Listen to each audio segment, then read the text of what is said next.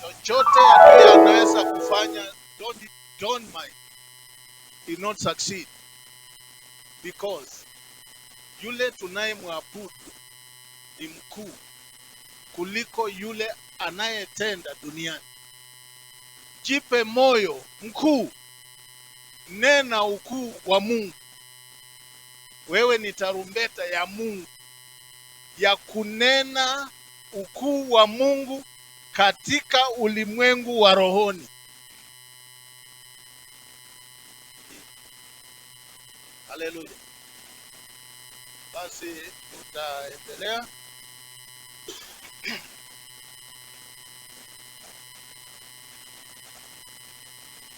Kwa mara nyingi, wakati mrefu Mungu amenipa huduma neno ya kufundisha kanisa kuhusu fungu la 10. Maana hapo ndipo pana nguvu za Mungu. Alidhihirisha ndani ya Ibrahim. Na mara nyingi nawaelezea baba wetu wa imani ni Ibrahim. Lile Mungu alilolifanya kupitia kwake tunachukulia mfano. Maana wewe ulikuwa ndani ya Ibrahim kwa imani, Mungu aliponena na yeye. So chukulia kwa with a lot of caution. Chukulia kwa maanani sana uhusiano wa Mungu na Ibrahim, na uchukue nafasi ya kutenda jinsi vile alivyotenda, na wewe utende vivyo hivyo. Maana imani ni kutenda. Waliotutangulia ni mfano. Fuata mfano. Haleluya. Maana utakapoenda mbele bila maisha ya Ibrahim kuwa msingi katika maisha yako, let me.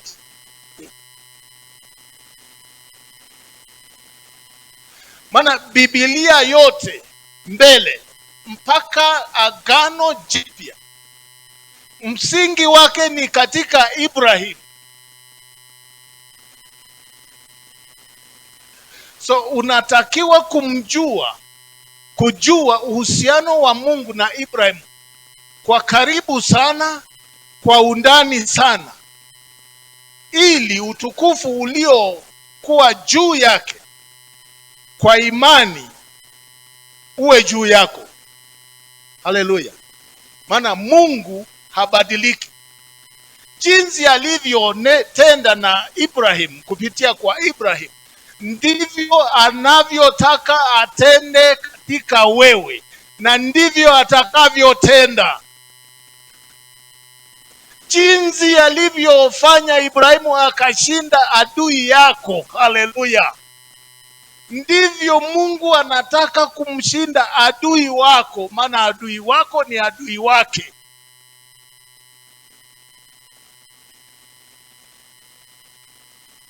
Maisha ya Ibrahim,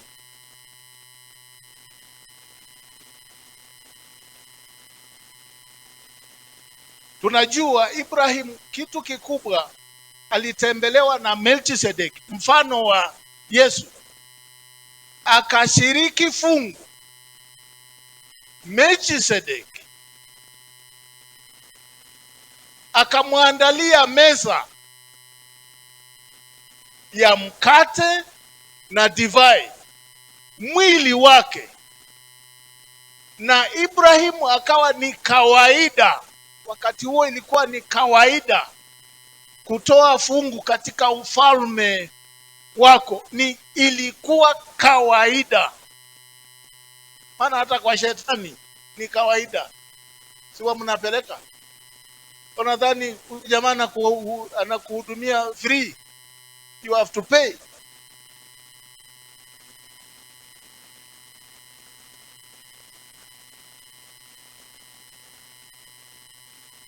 Lakini sasa mwende, mlikuwa mnaenda sawa. I don't know. We are in the different kingdom. Lakini nawaelezea tu hata huko is the same. Na kwa Mungu anakupa nguvu ya kushinda. Haleluya.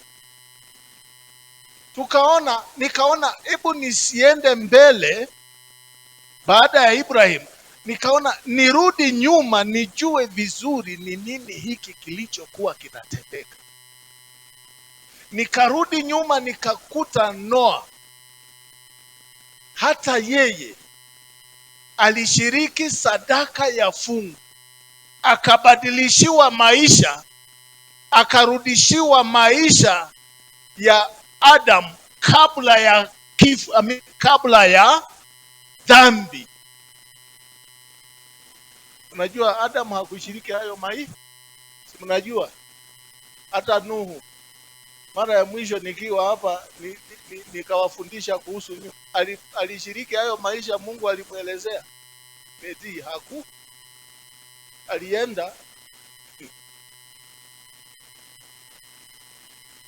Si mnajua kandege kanaletaka olive branch? Si mnapenda hata karibu kila mahali kwa magari kamewekwa, kanalete hiyo olive branch. Kalitoa wapi? Baada ya hukumu ya Mungu kakalete. Na wakati Yesu anapobatishwa kakale. Tunapenda haka kitu, hata picha tunaweka, lakini unashiriki maana ya hiyo kama unataka kujua peke yake. Huyu mzee baada ya kuletewa hiyo kakitu akatoka kwenye safina, huyo akaamua kwenda kuotesha yake shamba ya ili aoteshe olive misabibu yake mwenye. Ameacha hii aliyeletewa na Roho Mtakatifu kwenye safina, akaacha.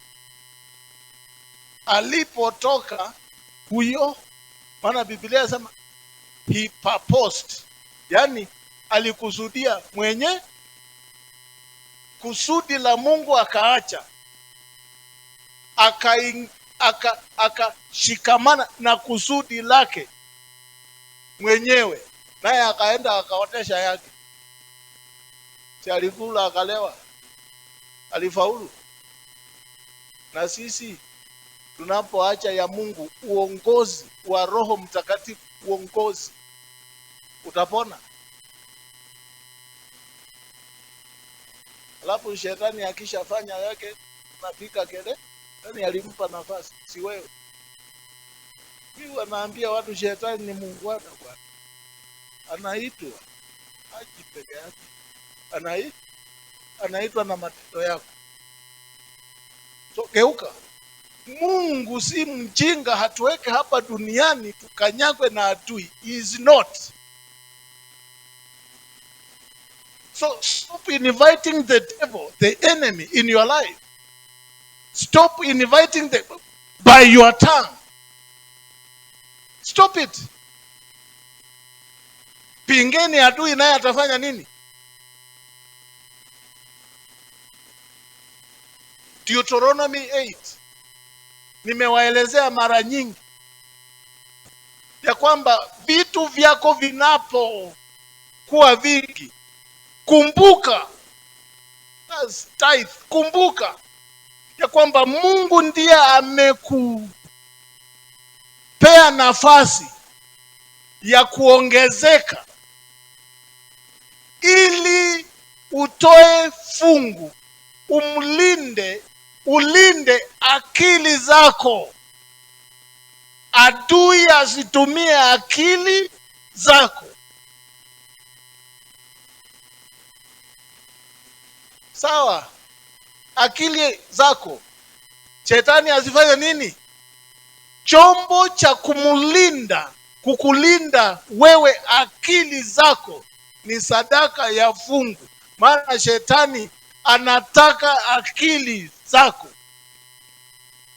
azitumie ili akuangamize wewe mwenyewe.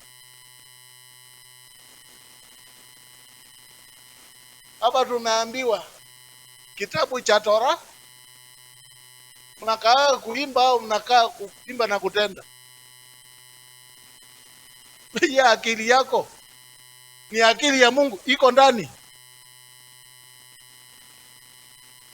ni akili ya Mungu iko ndani. When you speak, do you speak whatever corresponds with the voice of God, ama unakaa kama Nuhu? Maana kanisa la sasa hivi, unless tuseme ukweli, truth, you are getting lost.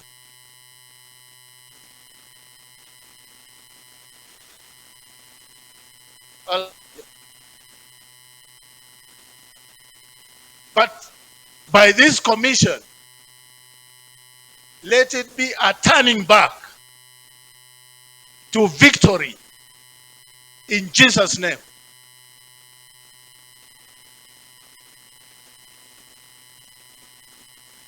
Don't ever take the devil lightly.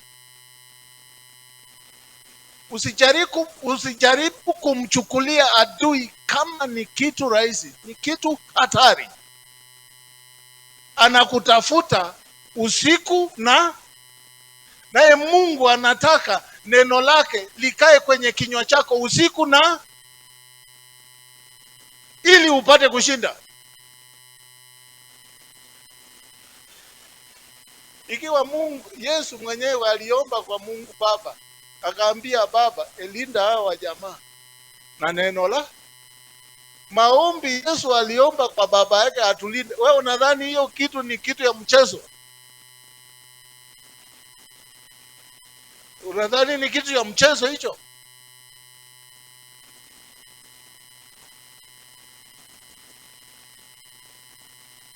Genesis 7.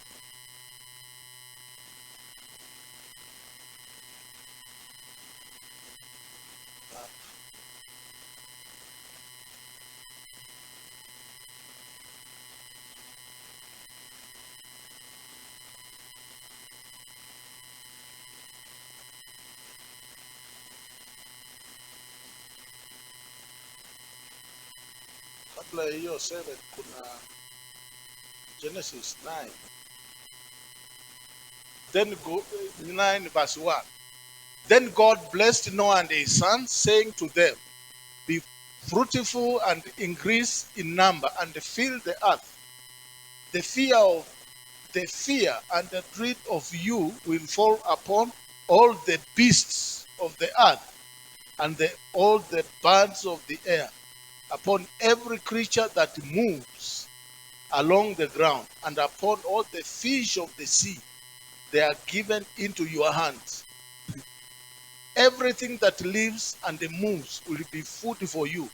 Just as I gave you the green plant, I now give you everything.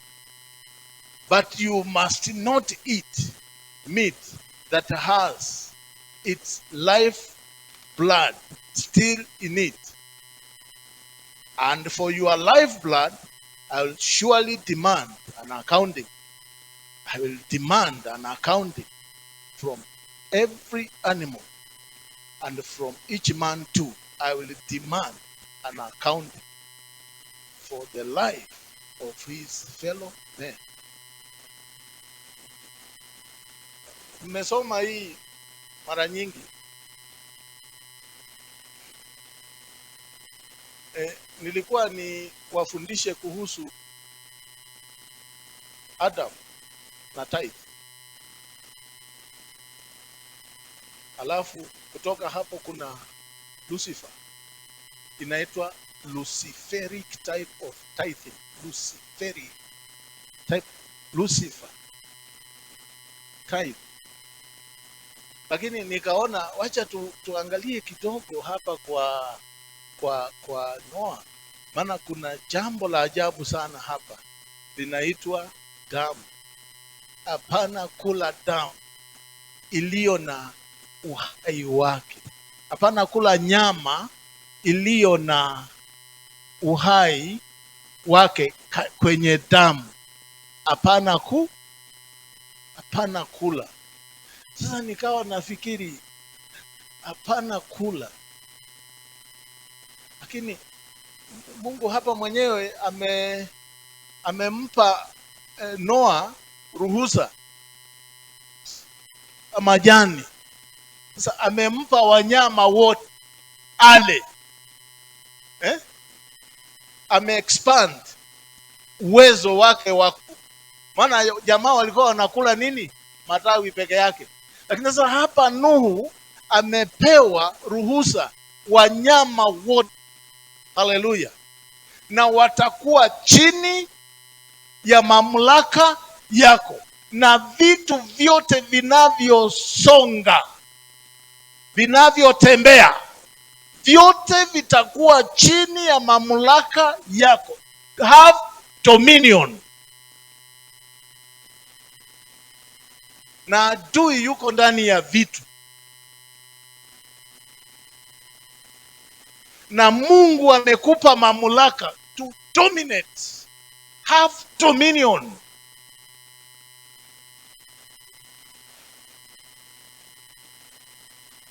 Kuwa na mamlaka juu ya vyote vinavyotembea katika ulimwengu dhahiri na katika ulimwengu wa rohoni. Umepewa mamlaka vyote. Lakini akaambiwa kitu moja: damu iliyo na uhai wake hapana kula hiyo Sasa nikawa nafikiri, kwa mfano ng'ombe ikichinjwa, sawa, si kuna damu ndani ya nyama? Hiyo damu inaishi kweli? Simekufa. So hapa kumbe hakuwa anaongea kuhusu damu ya wanyama.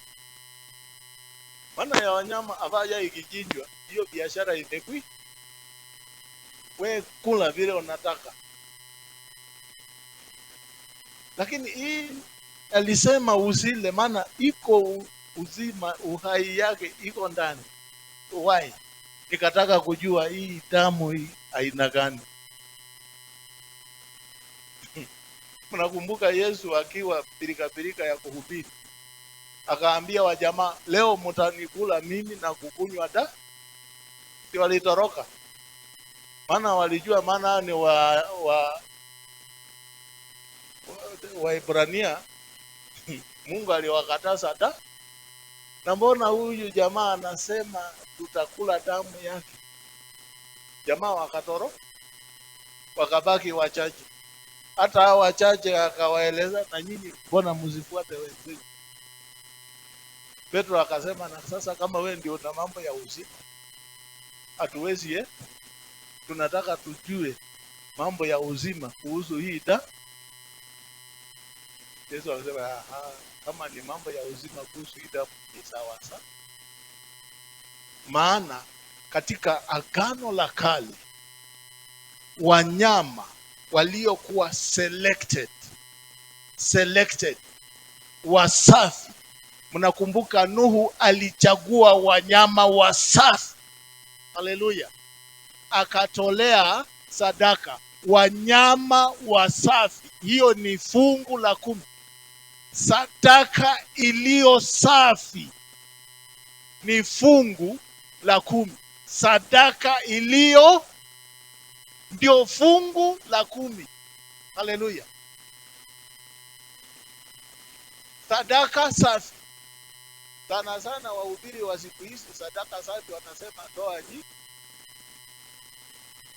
Hiyo ndio akili shetani amewapea. Yaani shetani amenunua akili yao, anatumia tu akili yao.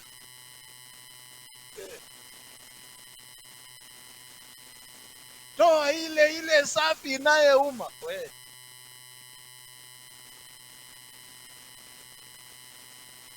Sadaka iliyo safi ni sadaka ya fungu la 10. Ndio sadaka iliyo, maana ina uzima wa Mungu.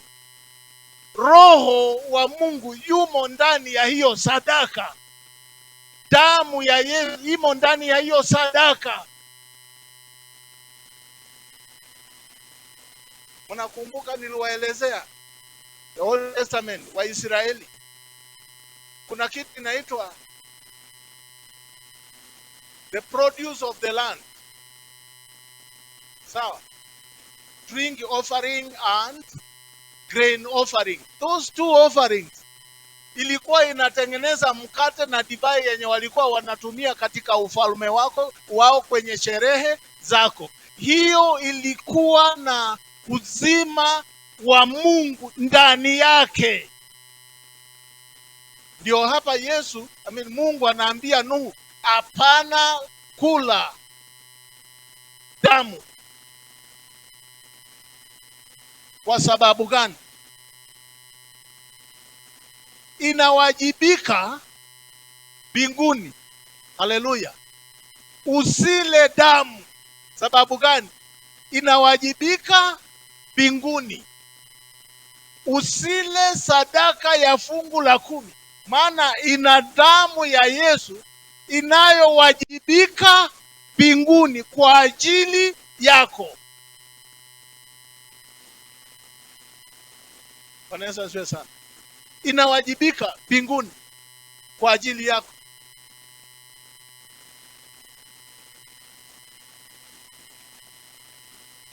Tulikuwa tunaongea kidogo na watumishi marafiki zangu, tukawa tunapanga vile hii adui lazima tumkanyage. Ndivyo yani lazima tukanyage adui.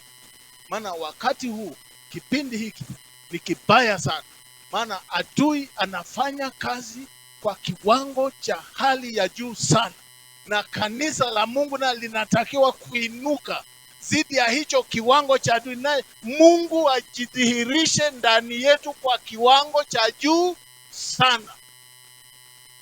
Maana usipoinuka, shetani anainuka. Si ni wakati ya mwisho? Usipoinuka Mungu atende. Utalaumu shetani. Yeye anafanya kwake, wewe fanya kweli. Maana mambo yatakuwa magumu. Si rahisi. Ni lazima uinuke kwa neno, kuliamini neno. Lazima uinuke kushiriki kutenda sawa sawa na mapenzi ya Mungu, sadaka ya fungu la 10, ili adui asitumie akili yako. Nuhu aliacha hiyo utukufu ya Mungu yote, maisha ya Mungu yote, akaenda akafanya yake. Na jinsi alivyoacha, Mungu akamuona mtumishi wake Ibrahimu mahali. Ibrahimu alikuwa tayari kuinuka kuwa mwenye haki mbele za Mungu, ili utukufu huo wa Mungu aliyekusudia uwe ndani ya Nuhu akatransfer ikawa ndani ya Ibrahimu. Na sasa hivi, maana sisi ni watoto wa Ibrahimu kwa imani, huo utukufu huo Mungu anakusudia uwe katika maisha yako.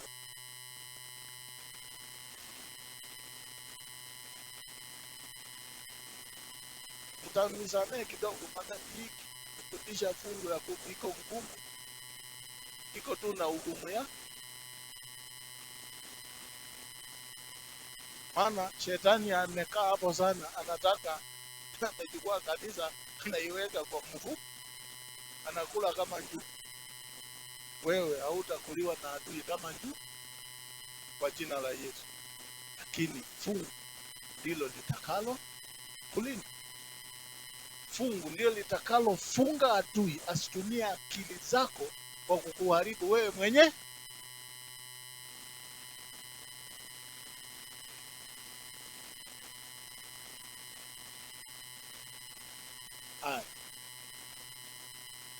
Turudi kidogo haya maisha ya Nuhu, tuone vile alifanya. Turudi Genesis 7 verse 1. Genesis 7 verse 1. The Lord then said to Noah, "Go into the ark, you and your whole family, because I have found you righteous in this generation.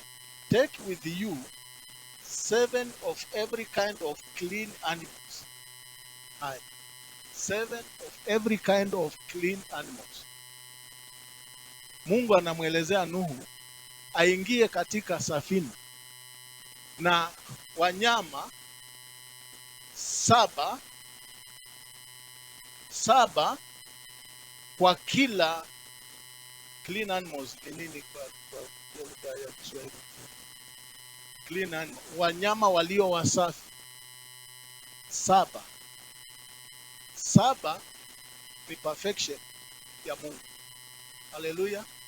So chukua wanyama 7 walio safi, chukua perfection ya Mungu, ingia nayo katika safina. Wanyama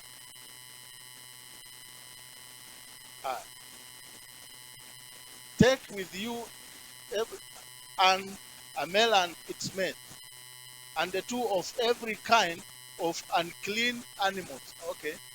Na wawili kwa kila kind ni nini? Senior citizen. Kind kwa Kiswahili. Aina.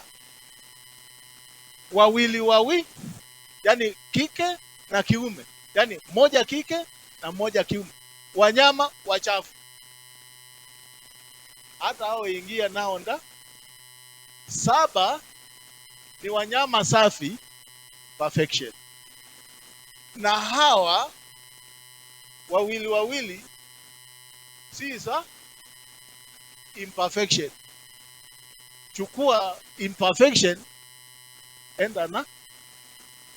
So katika Nuhu kuna perfection na kuna imperfection, ingia nao.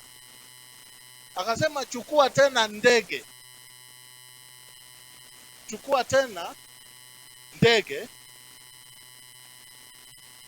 ili ulinde ndege kike na kiume, sawa? To keep their various kinds alive throughout the earth. To keep. So Nuhu alipewa mamlaka ya kulinda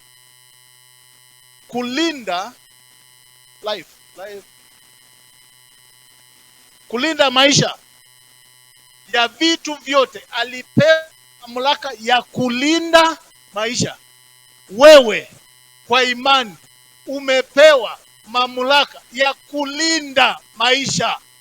So adui asichukue maisha yako hivi. Na Mungu ameweka ndani yako mamlaka ya kulinda maisha. Na unajua katika hizi ndiye alitolea afu ili apate kushiriki mambo ya damu. Maana tumesema damu inawajibika wapi? Mbinguni. Haleluya. Yule anayeshiriki sadaka ya he has authority to keep life.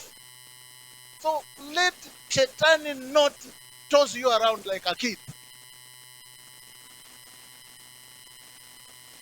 You have authority over him.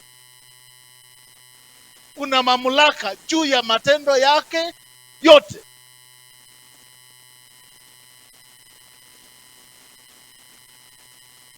Sababu gani? Ushirika wako, haleluya, damu unayoitoa, unayochangia katika damu ya Yesu, ushirika wa damu, damu inahitaji ushirika. Mara kwa mara mama Bishop anasema, mbona hamuji ushirika? Hasa wazee, hata ndugu tajaribu shirika kwa nipe tu pesa kidogo ya kuweka mafuta ya shirika. Ana unajua mshikana inaenda na kuru. Ushirika hata miezi japona. Sawa. Ushirika ya na kanisa inakupeleka mbinguni. Tumeambiwa hapa, nani alikuwa naimba cheti ya Free Pentecost tunapeleka mbinguni. Hivi nilikuwa mshirika iko Walisema ni mjinga. Ili usiwe mjinga, Mungu anataka uwe mshirika wa damu yake. Haleluya. Na mshirika wa damu yake imo katika sadaka ya fungu la 10. Haleluya. Maana damu inawajibika kwenye madhabahu ya Mungu mbinguni.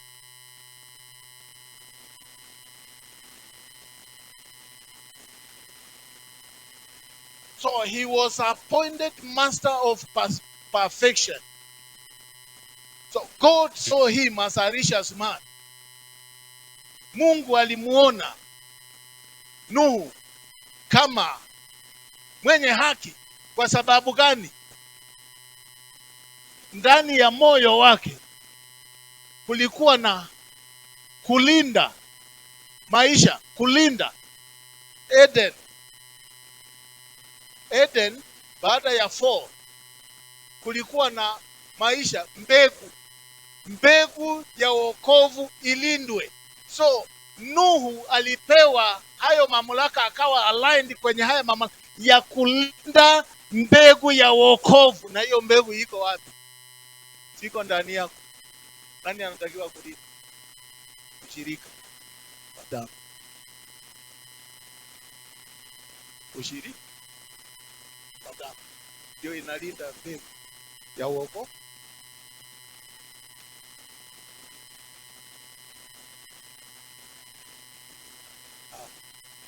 Kuna ndege mwingine anaitwa raven. Raven ni nini? Raven ni kunguru, si ndio? Kunguru si akiwa kwenye safina alituma kunguru. Raven alituma kunguru. Kunguru alienda akarudi. Alienda hata si kula mzoga. Maana Biblia haisemi alikula mzoga. Alienda lakini hakukuta mahali ya kutu, lakini hakurudi. Sawa? Hakupata mahali pa kutu. Na Biblia inasema akawa anaenda na kurudi, anaenda anazunguka, lakini si kuingia kwa safi. Kwa sababu gani? Nje bado kuna hukumu ya Mungu. Maji bado yapo. Hukumu ya Mungu bado ipo. Rafiki, let me assure you, hukumu ya Mungu juu ya uovu bado iko. Is there. Hukumu ya Mungu juu ya uovu bado iko.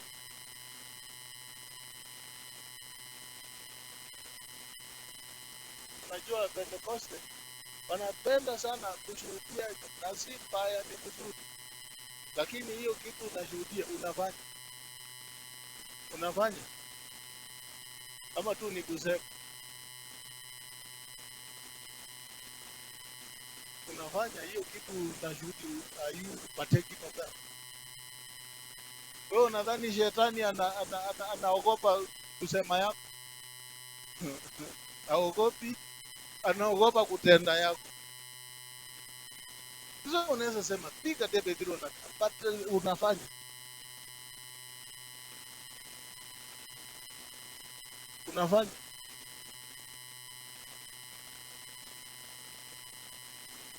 Niko kwa imani. Imani bila kufanya.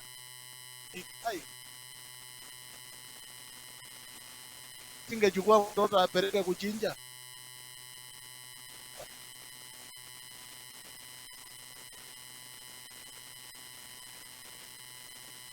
Raven kwenda Nakuru, na vile dada amesema Raven ni mulavi, kunguru ni mula.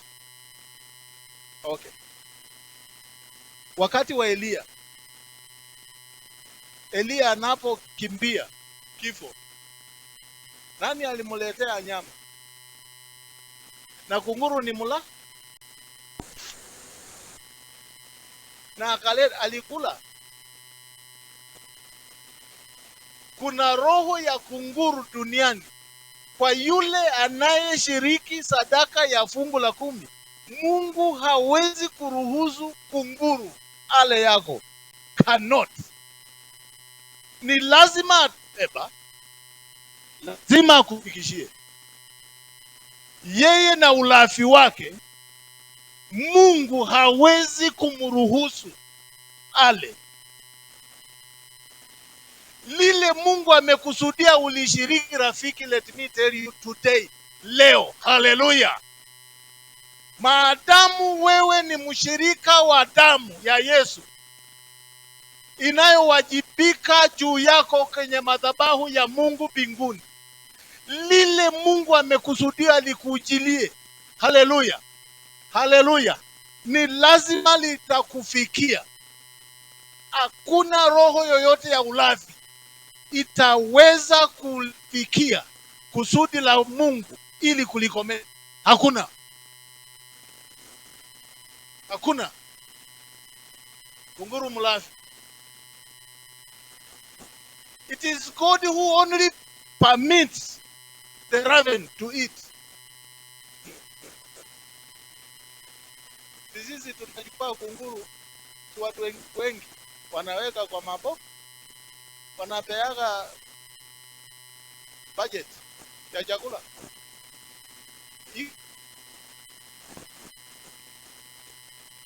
Kawaida haitakiwi ku, lakini mwanadamu na akili yake anachukua mnyama ya porini, anaitrain. Wengine nyoka, wananyoka kwapo, wanaitrain mpaka nyoka anajua amepiwa. Watu wakija kimbia jivi,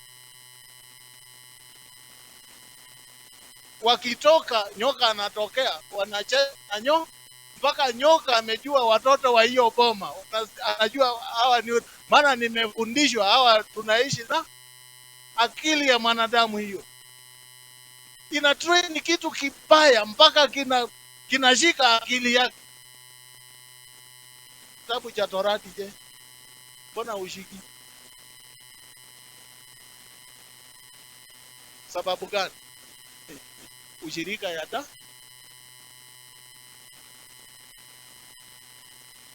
Ukiona watu wanakuja kimbi, na kwa jamaa huwa anakimbia naenda. Ambia maziwa tutakuletea huko huko. Mpaka iko na watu wenye kupeleka maziwa. Saa ya maziwa hiyo kitu kuja anajua. Maana ameambi saa fulani itakuja maziwa. Watu tu wakija kimbi, kwenda jifiche. Akili ya Mungu wapi? Kitabu cha Torati. Where is it? Ili uziwe kama nyoka. Kitabu cha Torati. Haleluya. Ndio kiu kwenye akili zako. Haleluya. Ushirika wa damu. Haleluya. Ushirika wa damu itakusu lile Mungu amekusudia litaingia kwako.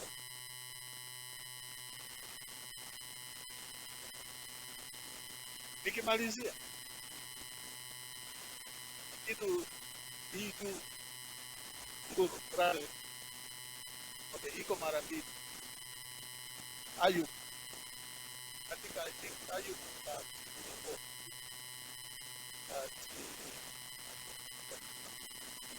Job should be 39:41. Job 38:41. Job 38:41. Ayubu 38:41. Hiyo kunguru. Mungu anauliza Ayubu, wewe unajua nani analishaga kunguru? Kumbe hii kitu hakuna mtu mwenye anajua nani anali na kina Mungu mwenyewe ndiye anajua kulisha hiyo kitu. Yani, it is only God who can permit it to eat. If God doesn't permit it to eat, it has no authority to eat. haina mamlaka kuu mpaka Mungu mwenyewe aiamurishe basi kula. Na hiyo ni mnyama mulafi hatari mbaya.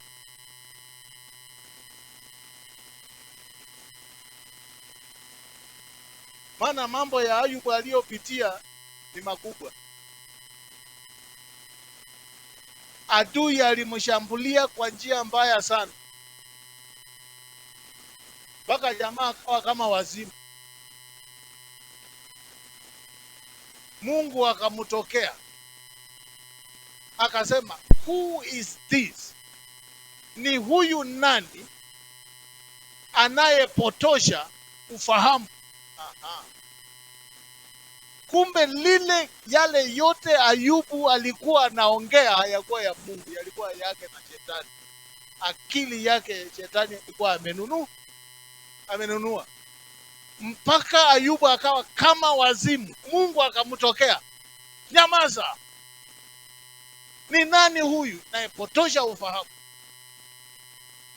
Ayubu akanyama. Mungu akamwambia, kama we ni mwanaume, jifunge kiu. Nataka nikuulize swali hii moja na ujibu. Mungu alikuwa anaongea na adui aliyekuwa ndani ya Ayubu. Akamuuliza maswali yenye hayana majibu hapa duniani. Na kati ya hayo maswali ni hii. Ayubu, Mungu anasema, ni nani anayelisha hii kitu inaitwa kuku? Kumbe Mungu asipoiruhusu kula haiwezi ku. Na hiyo roho ya kunguru, haleluya, katika ulimwengu wa rohoni inawekwa chini kwa sadaka ya fungu la 10 iliyo na damu ya Yesu, iliyo na answerable mbinguni. Answerable wajibikia nguni.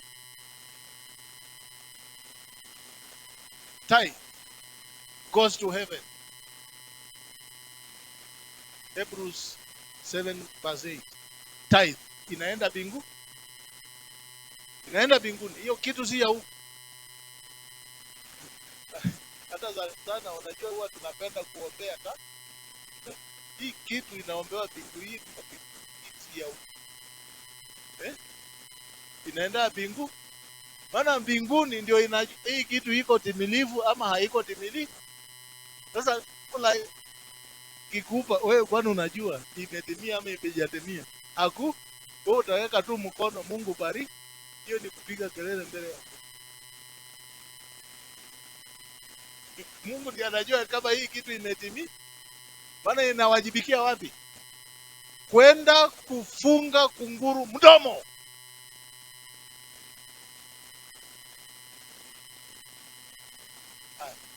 Malizia Yesu mwenyewe katika Luka 12 ndani 24 huko. Hapo juu ameanza, don't get worried. Ilikuwa inaanza namna gani? Usiwe na wasiwasi. Kitu mtakula, kitu mtafanya, hapa kwa wasiwasi. Sasa Mungu akasema, si unajua kunguru kwa analima, kunguru analima. Nikajua hivi, unajua kunguru hakulangi hizi mbegu.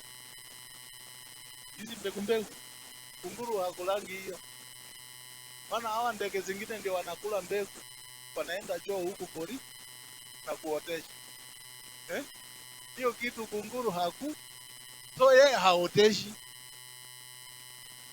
Chakula yake hakuna haoteshi. Ana store ya kuweka, yani hawezi kuvuna. Sasa kama usipootesha utajenga store na hauwe. Kunguru ni hivyo. Choo yake haina mbegu hata hii moja. anapotupa choo yake inaenda hivyo mbolea. Haiwezi. Ndege wengine wanakula mapera, wanakwenda wanatawanya mapera, inakaa dunia hiyo. Lakini kunguru hakuna.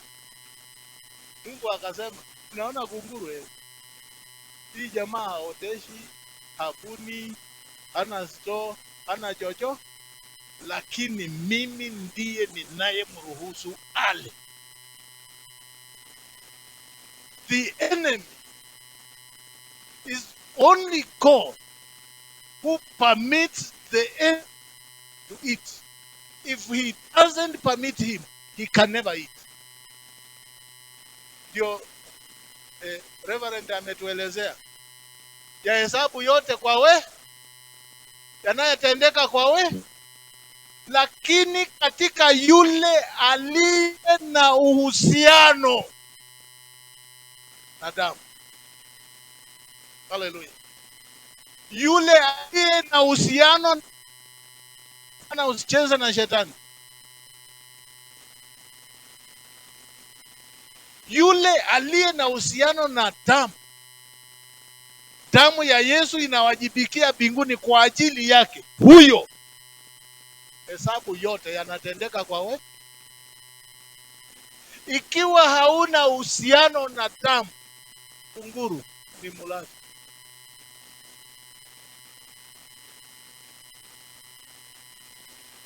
Kunguru ni mulafi.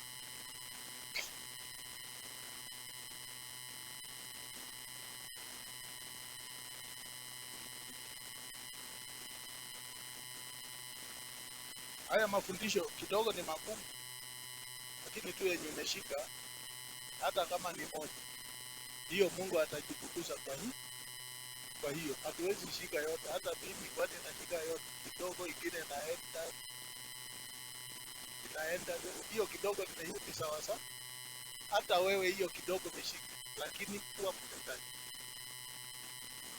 kuwa mtendaji. Maana fungu ndio msingi wa nguvu za kanisa. Fungu ndio msingi wa nguvu za kanisa.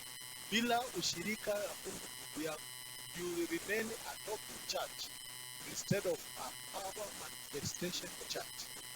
The current cadre of church is talking church. It's not power manifestation. But God wants to manifest his power through you, because his power is for you. Hallelujah. And the power is generated by time. Alifanya hivyo kwa Ibrahim. Blessed be Ibrahim, mali ya Mungu. Mungu akanunua akili ya Ibrahim ili kumshinda adui wa Mungu na adui wa Ibrahim. Akanunua akili ya Ibrahim. Unaposhiriki hii, ni Mungu amenunua akili yako kuitumia katika kuangamiza adui duniani. Unaona vile adui ameinuka, Mungu anataka wewe akili yako kuinunua, anataka kuitumia kama hazina. Hazina kuu inaitwa hazina kuu. Kwa nadhani utakaa hivi alafu utasema Mungu hazina ya akili yangu ni where my friend. Kuwa na akili.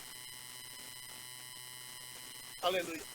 So next time tutaongea kuhusu Adam na Lucifer. God bless you so much.